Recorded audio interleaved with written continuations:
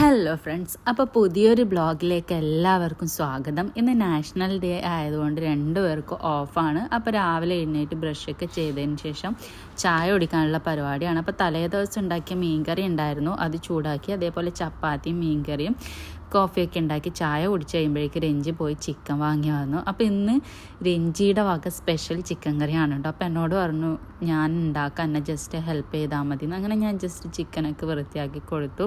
അപ്പോൾ സ്പെഷ്യലായിട്ട് ഉരുളക്കിഴങ്ങൊക്കെ ഇട്ടിട്ടുള്ള ചിക്കൻ കറിയാണെന്ന് പറഞ്ഞു. അങ്ങനെ രഞ്ജി സാധനങ്ങളൊക്കെ കട്ട് ചെയ്തു. അപ്പം ഞാനും ഒന്ന് ഹെൽപ്പ് ചെയ്തു കേട്ടോ. വെളുത്തുള്ളിയുടെ ചൂളിയൊക്കെ മാറ്റി കൊടുക്കാൻ വേണ്ടി ഹെൽപ്പ് ചെയ്തു.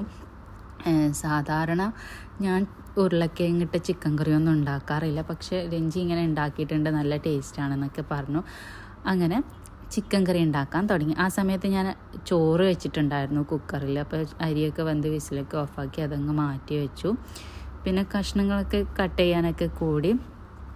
പിന്നെ അതിൽ നിന്നും തക്കാളിയും ഇഞ്ചിയും വെളുത്തുള്ളിയും ജസ്റ്റ് പേസ്റ്റാക്കി കൊടുക്കാൻ പറഞ്ഞിട്ടുണ്ടായിരുന്നു. അപ്പം ഞാനത് ജസ്റ്റ് ഒന്ന് പേസ്റ്റാക്കി കൊടുത്തു. രഞ്ജി അടുപ്പത്ത് പാത്രം വെച്ചിട്ട് അതിലേക്ക് ആവശ്യത്തിന് എണ്ണയൊക്കെ ഒഴിച്ചു. എണ്ണ ഒഴിച്ചതിന് ശേഷം അതിൽ സവാള ഇട്ടിട്ട് നന്നായിട്ട് വഴറ്റിയെടുക്കണം. ആ സമയത്ത് ഞാൻ മിക്സി എടുത്തിട്ട് പിന്നെ വെളുത്തുള്ളിയും ഇഞ്ചിയും തക്കാളിയൊക്കെ പേസ്റ്റാക്കി കൊടുക്കുന്നുണ്ടായിരുന്നു. കുക്ക് ചെയ്യുന്ന സമയത്ത് എന്നോട് പറഞ്ഞിട്ടുണ്ടായിരുന്നു ഞാൻ തന്നെ ഒറ്റയ്ക്ക് ഉണ്ടാക്കുന്നത്. പക്ഷെ ഒരു 10-15 പ്രാവശ്യം എന്നെ വിളിച്ചിട്ടുണ്ടാവും അതെവിടെ ഇതെവിടെയൊക്കെ ചോദിച്ചിട്ട്. സാധാരണ എല്ലാവരും ഇങ്ങനെ തന്നെയാണ് പറയുന്നത് കേൾക്കാറ്. അപ്പം നിങ്ങളുടെ ഹസ്ബൻഡ് ഇതുപോലെയാണോ എന്ന് കമൻറ്റ് ബോക്സിൽ അറിയിക്കാം. സത്യം പറഞ്ഞ രഞ്ജി ഉണ്ടാക്കിയ ചിക്കൻ കറിയിൽ ടേസ്റ്റ് സൂപ്പറായിരുന്നു കേട്ടോ. പക്ഷെ എന്നോട് ഇടയ്ക്കിടയ്ക്ക് ചോദിച്ചുകൊണ്ടുണ്ടായിരുന്നു ചിക്കൻ കറി ഉണ്ടാക്കി കഴിഞ്ഞ് ടേസ്റ്റ് നോക്കാൻ തന്നപ്പോൾ എങ്ങനെയുണ്ട് കുഴപ്പമില്ല എന്നൊക്കെ പറഞ്ഞുകൊണ്ടൊന്ന്. കാരണം എനിക്ക് ടേസ്റ്റ് ഉണ്ട് എന്ന് പറയാനുള്ള ഒരു മടി കാരണമാണ് കേട്ടോ. അവസാനം പുള്ളിക്കാരൻ എന്തോ പോലെ തോന്നി. അവസാനം ഞാൻ പറഞ്ഞു സൂപ്പർ ടേസ്റ്റാണ് കേട്ടോ. അപ്പോൾ അത്യാവശ്യം നല്ല സമാധാനമൊക്കെ ആയി.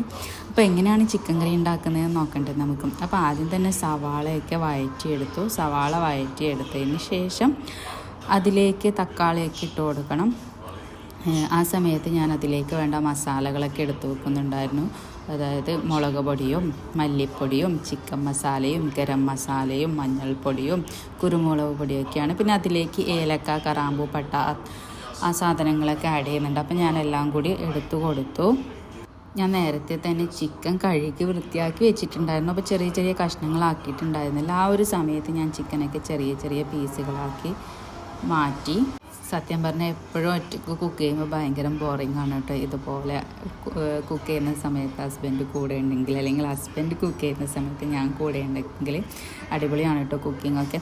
പിന്നെ അതിലേക്ക് തക്കാളിയൊക്കെ ഇട്ട് വഴറ്റിയതിന് ശേഷം അതിലേക്ക് മുളക് പൊടി ആഡ് ചെയ്തു. പിന്നെ മല്ലിപ്പൊടി ആഡ് ചെയ്തു. പിന്നെ മഞ്ഞൾപ്പൊടിയും കൂടി ആഡ് ചെയ്തു. പിന്നെ ഗരം മസാല ആഡ് ചെയ്തിട്ടുണ്ടായിരുന്നു, അത് വീഡിയോ എടുക്കാൻ വിട്ടുപോയതാണ്. പിന്നെ എല്ലാം കൂടി നന്നായിട്ട് മിക്സ് ചെയ്തതിന് ശേഷം കഴുകി വൃത്തിയാക്കി ചിക്കൻ ആഡ് ചെയ്തു. അതേപോലെ ഉരുളക്കിഴങ്ങും ആഡ് ചെയ്തു. പിന്നെ നേരത്തെ പേസ്റ്റ് ചെയ്ത് വെച്ച് ഇഞ്ചി വെളുത്തുള്ളിയൊക്കെ ആഡ് ചെയ്തിട്ട് നന്നായിട്ട് മിക്സ് ചെയ്തെടുത്തു. അവസാനം ചിക്കൻ മസാലയും കൂടി ഇട്ടിട്ട് അവസാനം മല്ലിച്ചപ്പും കൂടി ഇടും. അപ്പോൾ ഇത്രയേ ഉള്ളൂ വീഡിയോ ഇഷ്ടമായാലും ഉറപ്പായിട്ട്